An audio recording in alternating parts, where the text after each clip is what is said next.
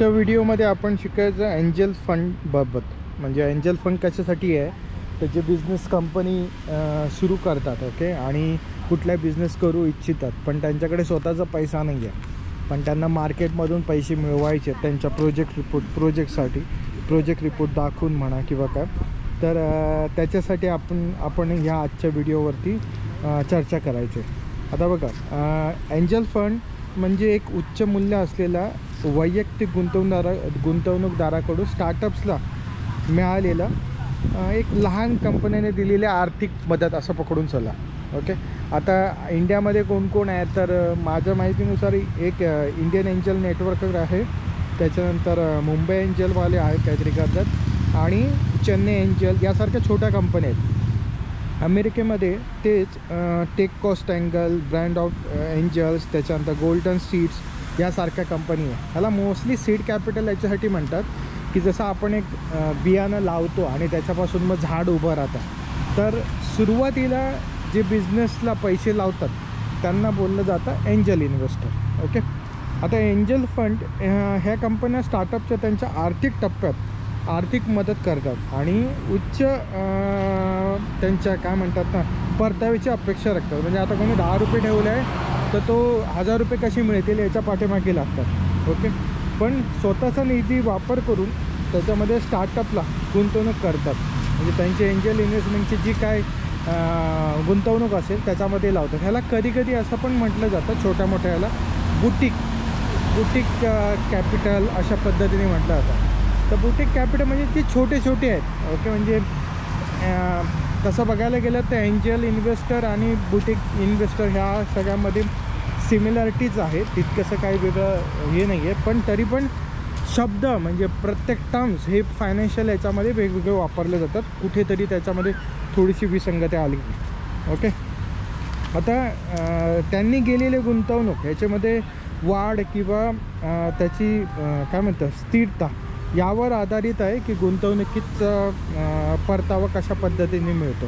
त्याच्यामुळे यांच्याकडे नॉलेज काय असतं, म्हणजे जे एंजल ब्रोकर असतात किंवा एंजल फंडवाले असतात ते मॅनेज करतात, त्यांना बिझनेसच्या प्रत्येक गोष्टीमध्ये संपूर्ण माहिती ठेवावी लागते. आणि शक्यतो त्यांच्या फील्डमध्ये जे कामं करणारे लोक असतात, तर म्हणजे आता असं सगळेच एंजल फंडवाले तुम्हाला मदत करू शकत नाही. जर तुमची कंपनी टेक फायनान्समध्ये पकडून चला, तर टेक फायनान्स रिलेटेडमध्ये एंजल फंडवाले कोण काम करतात आहे ते तुम्हाला इझी पैसे देतील, कारण का त्यांना बिझनेस कळलेला आहे की कशा पद्धतीने टेक बिझनेस चालतो, टेक फायनान्स चालतो, मग ते तुम्हाला मदत करते. जर एखादी कंपनी कोणती एज्युकेशनच्या रिलेटेड आहे आणि त्याच्यामध्ये टेक असले, तर टेक एडमध्ये जे फंड लावतात, पैसे लावतात, ते तुम्हाला पैसे देतील. असं नाही की कुठलीही एंजल कंपनी असेल की तुमच्यासाठी सरळ लगेच उभी राहील, नाही. ते सुरुवातीला होतं, पण आता ज्या पद्धतीने कंपन्या वाढतात आहे ना, आत्ता ऑलमोस्ट तुम्हाला मी सांगतो माझ्या आकडेवारीनुसार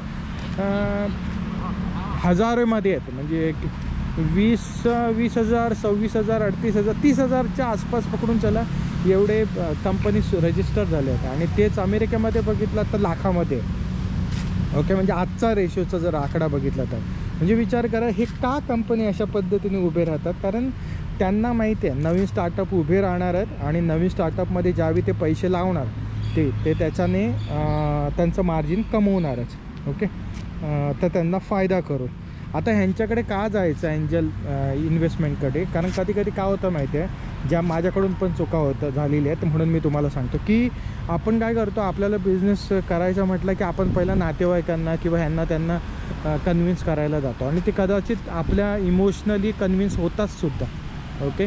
पण त्या कन्व्हिन्स झाल्याच्या नंतर त्यांना बिझनेसचं तेवढं नॉलेज नसतं किंवा त्यांना माहिती नसतं की एक्झॅक्टली कशा पद्धतीने काम याचं होणार आहे, आणि ते सहसा तुमच्या जवळ असतात.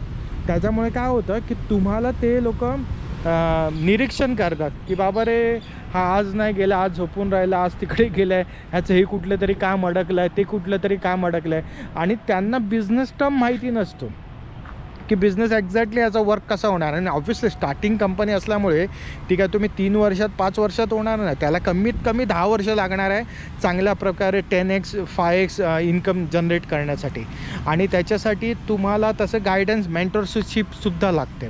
आता ही फॅमिलीकडून काय मिळेल, ते आशीर्वाद देऊ शकतात. त्याच्या पलीकडे बिझनेसचं नॉलेज मिळतं का? नाही मिळणार. हां, नॉर्मल जे त्यांनी बघितलेलं ऐकलेलं आहे किंवा त्यांचे मित्र सांगतात त्या पद्धतीने तुम्हाला माहिती मिळेल, पण त्याच्या पलीकडे मिळणार नाही. आणि ह्याच्यासाठीच एंजल फंडवाले हे बेहतरीन का? कारण ते तुम्हाला तुमच्या चुका असतील, समजा तुम्हाला पैसे तुमचा बिझनेसच अपुरा आहे, तर ते तुम्हाला डायरेक्ट तोंडावर सांगतील, बाबा हे कंप्लीट कर, त्याच्यानंतर येऊया, त्याच्यानंतर करूया. किंवा डायरेक्ट सांगतील नाही होऊ शकत. ओके. किंवा एखादा जर रिस्क घेणाराच असेल तर तो सांगेल की मला एवढ्याचं इन्कम, मला काय म्हणतात ना, की जर त्यांनी 10 रुपये लावले आहे तर बाबा माझे 1000 रुपये तू करून द्यायचं एवढ्या वर्षात. तर ह्या सगळ्या गोष्टीवरती कधी, किंवा तो तुमच्याकडे इतर कुठल्या टर्म कंडिशन लावून देईल त्याच्यावरती. ओके. कंपनी विकण्यासाठी म्हणा किंवा इतर काय गोष्टी. तर हे सर्वात इम्पॉर्टंट आहे. आता दुसरं काय तर वैयक्तिक ओके, भारतात एंजल फंड हे यांचं नियंत्रण करण्यासाठी सेबीची संस्था आहे. ओके. म्हणजे सेबी संपूर्ण रेग्युलेट करतं. आणि अमेरिकेत आहे सेकची. ओके. तर ते त्यांचे एंजल फंडवरती संपूर्ण नियंत्रण ठेवतात. त्याच्यानंतर याच्यामध्ये कमीत कमी भांडवलाचा जो प्रॉफिट आहे, म्हणजे जे घेतात ते कमीत कमी एक वार्षिक 20% प्रॉफिट मिळवतात एंजल फंड. जर कोण सुरू करत असेल तर त्याच्यामध्ये 20% प्रॉफिट मिळतं. सेम अगेन्स्ट अमेरिकेतमध्ये सुद्धा तेवढ्याच याच्यावरती काम करतात. टॅक्सेशनसुद्धा सिमिलर आहे. 20% टॅक्सेशन आहे अमेरिकेत आणि इंडियामध्ये जर पकडला तरी. हा, त्याच्यामध्ये भारतामध्ये आपला सवलतसुद्धा दिली जाते.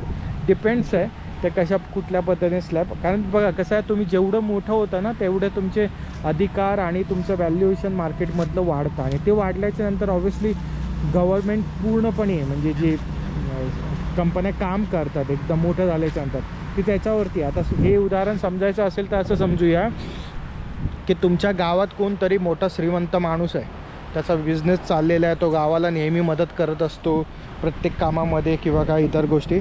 तर उद्या सकाळी त्यांनी जर गावावरचा हात किंवा त्याच्या कुटुंबावरचा हात मागे घ्यायचा म्हणाला तर ऑब्व्हियसली ना त्याला परिणाम पडणार. मग त्याच्यामुळे आपण ते काय करतात, गावातले लोकंसुद्धा त्याचा आदर करतात. त्याचबरोबर तो त्याच्या कुटुंबामध्ये सुद्धा त्याचा आदर असतो की नाही बाबा हा आपल्याला मदत करतो आहे फायनान्शियली. कारण आजच्या घडीला सपोर्ट हा सर्वात इम्पॉर्टंट. मग तो फॅमिली पकडा, तुमच्या गावातला पकडा किंवा तुमच्या आपल्या देशात पकडा किंवा कुठल्या पण देशाबरोबर संपर्क ठेवताना हा फायनान्शियली सपोर्ट सर्वात इम्पॉर्टंट बघितला जातो. कारण सगळं गणित तिथेच येतं आहे. ते बोलतात आम्हाला एक काय म्हणतात, आमच्या एका पतपेढीमधला माणूस होता मॅनेजर, पतपेढी नाही कोऑपरेटिव्ह सोसायटीमधला. तर तो नेहमी लोनला मागायला गेले ना की तो एकच गोष्ट सांगायचा, पण तर लोनला मागायला घाबरू नका किंवा लाजू नका. का? कारण जगल्या म्हणजे जिवंत झाल्यापासून ते मरेपर्यंत पैसा हा लागणार आहे. पैसा कोणासाठी थांबलेला नाही आहे. तर सांगण्याचं तात्पर्य काय, हे या गोष्टी तुम्ही एंजल फंडमधून समजणं गरजेचं आहे. मग आत्ता मार्केटमध्ये कुठले एंजल फंड सर्वात मोठे आहेत, तर तुम्ही एक नॉर्मली ऐकलं असणार ब्लूमबर्गसारखे किंवा रिटर्नसारखे किंवा मॅकेन्झीसारख्या कंपनी या मार्केटमध्ये बऱ्यापैकी आहेत. ओके. तरी त्याच्यामध्ये एक इंडियातला तुम्हाला एक 10 लिस्ट देतो, जेणेकरून तुम्हाला तुमच्या बिझनेससाठी किंवा थोडाफार अभ्यास करता येईल. कारण तुम्ही एंजल फंड कशा पद्धतीने काम करतात हे समजलं ना तर तुम्हाला ॲक्च्युली त्यांच्याकडून फंड मिळवण्यासाठी इझी होऊन जाईल. ओके. तर इंडियामध्ये आहेत Indian angel networks, Mumbai angel, Chennai angels, let's venture, Hyderabad angel, Calcutta angels network, venture capital, lead angel, 100x VC आणि दुसरा आहे वेंचर. अमेरिकेमध्ये काम करतात टीकॉस angel, brand of angel, golden seed, angel capital association, New York angel, Sandler capital management, find a startup, blue tree allied angel, jump street आणि काहीतरी CARES to from अशा पद्धतीने काम करतात. आता याच्यामध्ये हे सर्वात इम्पॉर्टंट पुन्हा मी रिवाईज करून तुम्हाला सांगतो की इंडियामध्ये काम कोण करतं, security of exchange board of India SEBI, आणि अमेरिकेत काम करतं सेट, ज्याला बोललं जातं security of exchange commission. Okay. आणि याच्यामध्ये वैयक्तिक निधी असतोच एंजल इन्व्हेस्टमेंटचा स्वतःचा निधी, पण त्याचबरोबर ते एंजल इन्व्हेस्टर ज्यांचं नेटवर्क आहे त्याच्यामधून पण गुंतवू शकतात, ज्यामुळे जोखमीचं वितरण कमी होतं, हे लक्षात घ्या. नंतर सिलेक्शन, एजंट इन्व्हेस्टर एकत्र येऊन एकत्रित गुंतवणूक करतात, ज्यामुळे मोठ्या प्रमाणात निधी उभारला जाऊ शकतो.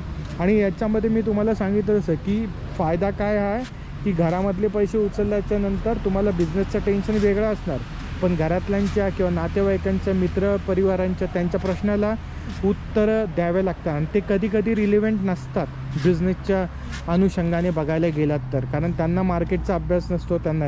मग अशावेळी तुमच्याकडे 10 रुपयाने तुम्हाला 10 रुपयाची गरज आहेत, म्हणजे तुम्हाला वाटतं माझ्या पूर्ण फॅमिलीकडून एक 10 लाख रुपये उभे राहतील, तर तेच पैसे तुम्ही मार्केटमधून उभे करायचे, जेणेकरून त्याचा रिस्क एक्झॅक्टली तुम्ही घरामध्ये येऊन किंवा मित्रपरिवारामध्ये तुमचे रिलेशन खराब करणार नाही, ते व्यवस्थित राहतील आणि त्या मार्केटमधल्या पैशामधून चांगलं बेनिफिट कमवून तुम्ही फ्युचरमध्ये मोठे होऊ शकता अधिक. कारण ज्यावेळी तुम्हाला एंजल इन्व्हेस्टर यांनी पैसे दिलेले आहे हे जर एकदा कुठल्या पण नवीन गुंतवणूकदारांना समजलं ना, तर ऑब्व्हियसली बाकीची माणसं डोळे झोकून पैसे लावतात, हे लक्षात घ्या.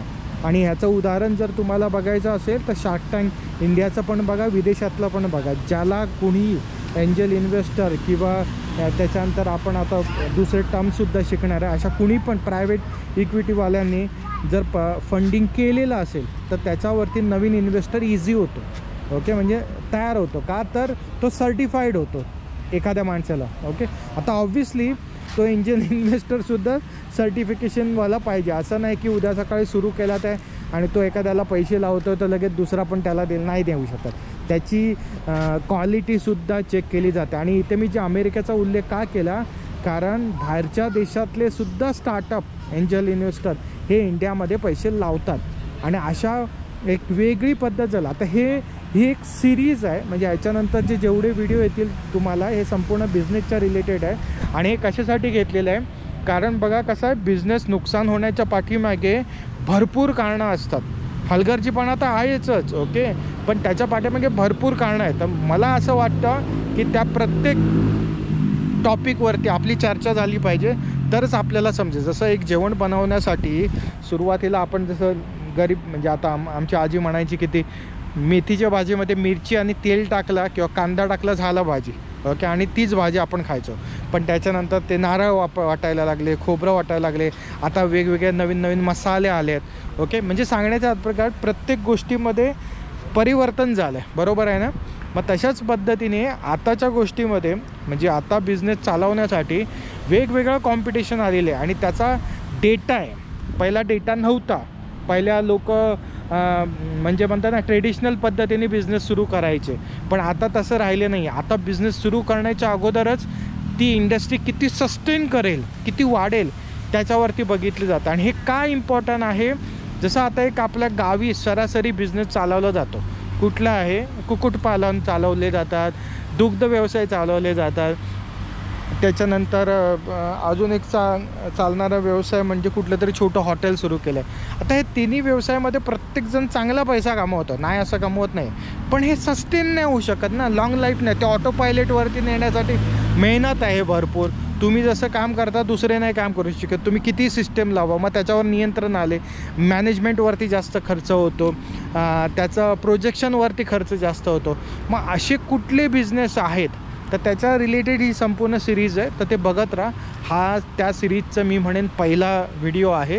त्याच्यानंतर अशा प्रकारचे वेगवेगळे रिलेटेड वेगवेगळ्या याच्यावरती टॉपिकमध्ये पूर्ण डिटेलमध्ये व्हिडिओ मिळेल. कदाचित माझ्या संभाषणामुळे, हे मी नवीन बनवत असल्यामुळे एका वाक्याचे 10 वाक्य होत असतील, पण तुम्ही त्याचं गांभीर्य समजून घ्या. आणि ते कशासाठी समजून घ्या, कारण म्हणतात ना तुमचं नुकसान होण्याच्या अगोदर जर माझ्या कुठल्याही 1% जरी तुमच्यामध्ये प्रॉफिट होत असेल तर तुम्ही माझं स्वतःचं एक काहीतरी म्हणतात ना ते व्हिडिओ चांगलं काम केलं असं मी समजून जाईल. Okay, thank you so much.